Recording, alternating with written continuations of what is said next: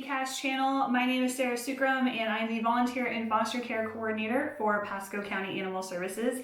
And today I'm going to be speaking to you all about a topic that's very near and dear to my heart, and that is our volunteer program. So we get questions a lot in regards to who can volunteer, how to volunteer, what to expect as a volunteer. And so we kind of put a few of those together and we're going to discuss those today. So let's get started. So first up, our shelter is located at 19640 Dog Patch Lane in Land O'Lakes, Florida. We are just behind Oakstead Elementary. We do not have a shelter in the Newport Richey area. A lot of times we get asked that in regards to being a municipal shelter, do we have an extension out there in Newport Richey? And we do not. Our property is in Land O'Lakes, but you are certainly welcome to come down. So just to start off, who can volunteer at our shelter? So first, the most important thing is you must be at least 16 years of age. Yes, that's including if you have any parent or guardian willing to come with you. That's awesome, but you do have to be at least 16. So 16 is the first requirement. Second, we are going to check all of our volunteer applicants through our animal abuser registry. And then third, we do also do a criminal background check as well prior to accepting any new volunteers onto our team. So those are the three things first and foremost. Of course, we do ask that if you are going to volunteer, you can commit to at least one shift a week. Our shifts range from anywhere from 1 to 3 hours in length. So, and if you can't commit to that, that's okay. Maybe you're going out of town or things like that. You can just let us know and we'll still keep you active in our system. So next up, the second most common question we get is, what are some of the volunteer roles that you can help with? So I get this quite often when I go and speak at schools is it just poop or scooping? Now, if you want to scoop the poop at our shelter, you are more than welcome to. I do have a position for that, believe it or not. But that's not all that our volunteers do. There's so much more that they do at our shelter. So the first most common role is dog walking. Our dog walkers are incredible. They come out every day and of course they love on our dogs, walk them, give them that exercise, and just give that human interaction that they need. We're firm believers in teaching our animals that human equals happy. We don't always know their background or what they came, how they came into our care. So our dog walkers provide a lot of love and attention to those animals. I've even had a few dog walkers that have taught some of our animals different tricks, such as sit. I have one volunteer that has taught some of our dogs to sit pretty, and they turn their head to the side for photos, which is really cool. So all of that is different things our dog walkers can do. The second most common role is cat socializing. So our cat socializers come out every day and they are loving on our cats. They are providing socialization and enrichment to our pets. They're also, of course, cleaning cages and taking care of litter and doing all that fun stuff. And they also work with our citizens to find what is the right cat for that adopter's home. So they do an incredible job.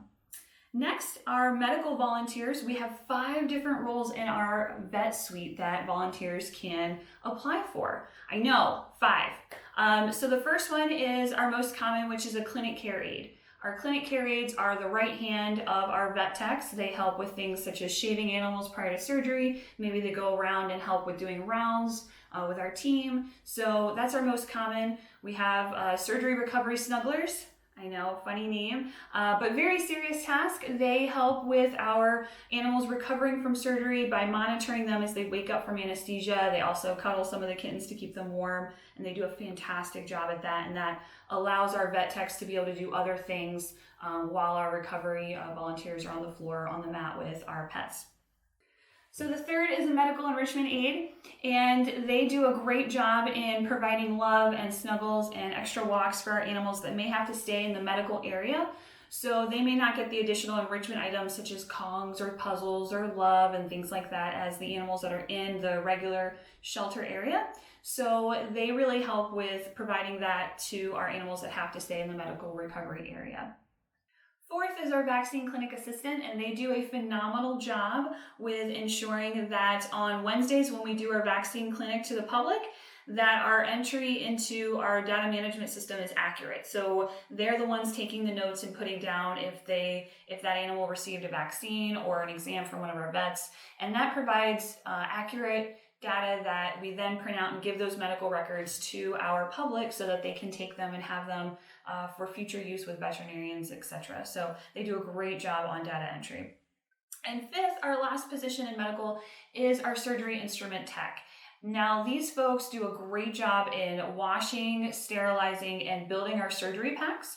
We are very fortunate to have 2 full-time veterinarians at our shelter, and they do all the sterilization surgeries for our shelter animals before they go out for adoption. So our surgery instrument techs make sure that they have the tools needed to get those jobs done, which is amazing. So we love our surgery instrument techs.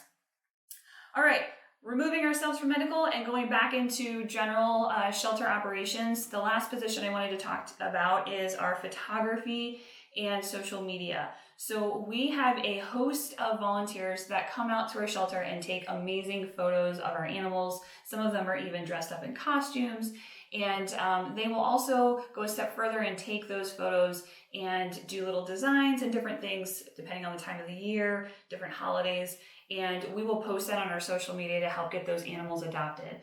We use a website called Pet Tango to show all of our available pets, and those photos get uploaded to a digital corkboard called Trello, and then our education and outreach coordinator will take those photos, take those social media items that they've created, and then put them on our social media platforms on our website so that we can get the word out that we have some incredible pets at our shelter.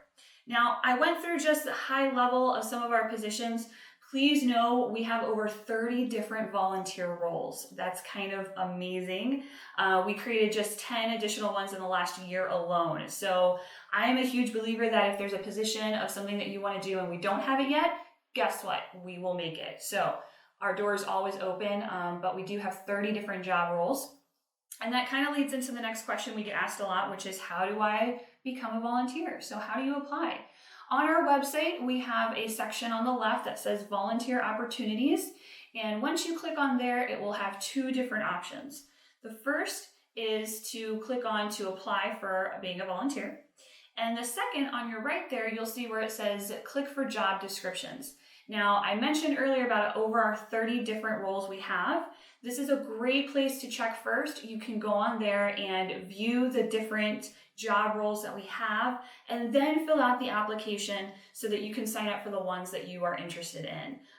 Very, very cool. Take a look. Of course, reach out to us if you have questions as to the different roles and what you'd be interested in doing. Our next question is, we get asked a lot, do I just do the one volunteer role? No, we are in love with volunteers that want to do as much or as little as they want. We appreciate all the free help. So if you're interested in just dog walking, you can be just a dog walker and we will appreciate you just as much. We have some folks who are dog walkers and cat socializers. We have some folks that are greeters, some folks that are bathers for our animals after they have a fun time in the play yard and maybe they're a little muddy and we need to clean them up before an adoption event. So you can apply and get trained in as many or as few as you wish. We really make the volunteer experience up to the volunteer. All right, next up, Bright Futures. So if you are a Bright Futures student and you are at least 16 years of age, you can complete your Bright Futures hours at the shelter. Yay! The cool thing about it is that we use a system called Volgistics. So all of our volunteers, once they go through orientation and their one-on-one training, they are assigned a clock in and out pin, and that is unique just to them. So just like if you were to have an hourly job and you would come in and clock in on a time card, things like that, we have a computer in our volunteer room and all of our volunteers clock in and out right on that computer, and that tracks your hours. We use that for different recognition, awards. We also use it so we know who's on property and where they're at on the shelter property. So very, very cool. If you're a Bright Future student, you can check your hours from home on your phone. You can check it from a home computer. And I, of course, would be the one that signs off on those hours. So please don't wait 2 years to get them signed off. Please get them signed off timely so that way you can turn them into your career counselor at school. But Bright Future students are welcome at PCAS. All right, next up, what to expect as a volunteer? Oh my gosh, this question I get a lot and I never really know the best way to answer it other than expect to meet a lot of people and meet a lot of animals. If you are someone who enjoys variety, if you are someone that enjoys making a difference in animals' lives in our community, then volunteering at PCAS is the place to be. We primarily house cats and dogs, but we have had snakes, we've had bearded dragons, we've had parakeets. You just really never know. And every day is different. So if you're interested in that, then that's what you can expect at Pasco Animal Services as a volunteer. I would also be remiss if I didn't say to expect making a lot of friends and meeting a lot of people, because our volunteer group truly is a family. So you will become part of that family, and we do appreciate everyone that comes in to serve just free time at our shelter. All right, really quick, we do get this asked a lot as well, community service versus volunteering. So those are actually two separate programs. Community service is for anyone that has court-ordered community service. There's a separate process that goes through our administrative building in order to sign up and register for court-ordered community service. Court-ordered community service does not replace volunteering and vice versa. So our volunteers are trained to handle our animals, and they are members of the team for typically a longer period of time than court-ordered community service folks. So though it's a separate program, we cannot count volunteer hours towards court-ordered community service and vice versa. All right, so that goes through all of the questions that we get asked most commonly about our volunteer program. I really hope this was helpful, and I hope it has motivated some of you to join our PCAS pack, because we're pretty awesome. I have a ton of volunteers that I can truly say are my friends out of this program, and last year, not that we're competitive, but we did reach over 21,000 hours, which was phenomenal, and I'm really proud of everything that our volunteers do. They truly care, and they make a difference in what we do every day at our shelter. So I can't thank them enough, and please, please, please reach out if you have any questions. I have plenty of volunteer team members that would be happy to answer, and happy to recruit you onto the team. So thank you.